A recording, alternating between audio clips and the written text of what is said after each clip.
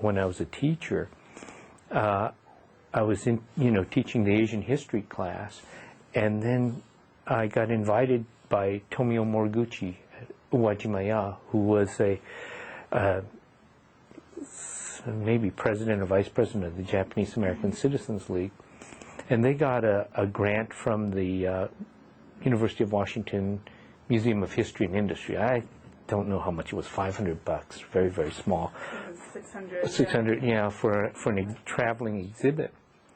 And so they contacted me because I was teaching Asian history. So I went to their meetings, and I was the youngest there. Always, was the youngest there. It's much better to be older, Okay.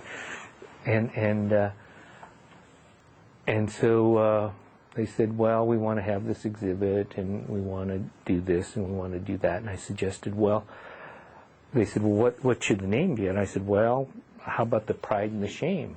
And I said, it's kind of stolen from this Walter Cronkite special I saw many years ago, Nisei, the Pride and the Shame.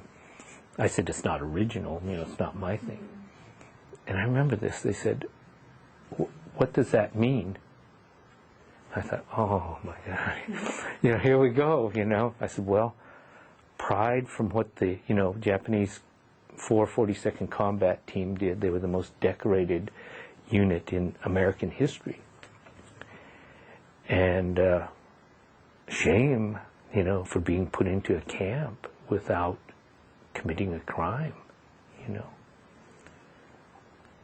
And I remember Tomio thought, and I was thinking, oh man, here we go.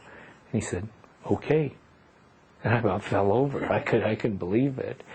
And so there we went. And the Pride and the Shame exhibit, was created.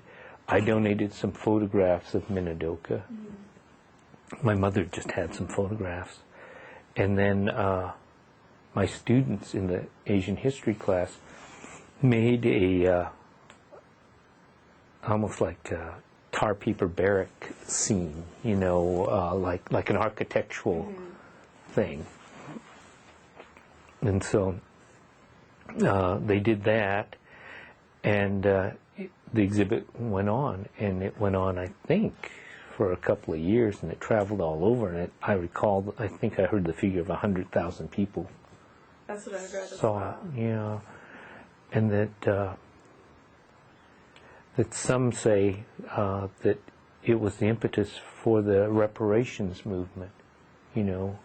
Raised awareness that the Japanese Americans didn't talk about that experience until Pride and the Shame. Then it became public, and that's what Judge Charles Z. Smith said, that it really raised the awareness.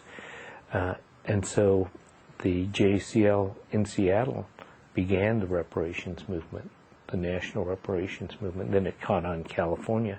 And I think about 20 years later, everyone who was interned got $20,000 and a letter of apology. And I do have a letter of apology from President Clinton, and I have it at home, framed. My mother got the President Reagan version. Oh, the first one? Yeah, the first one, because they were older. The older people got it first.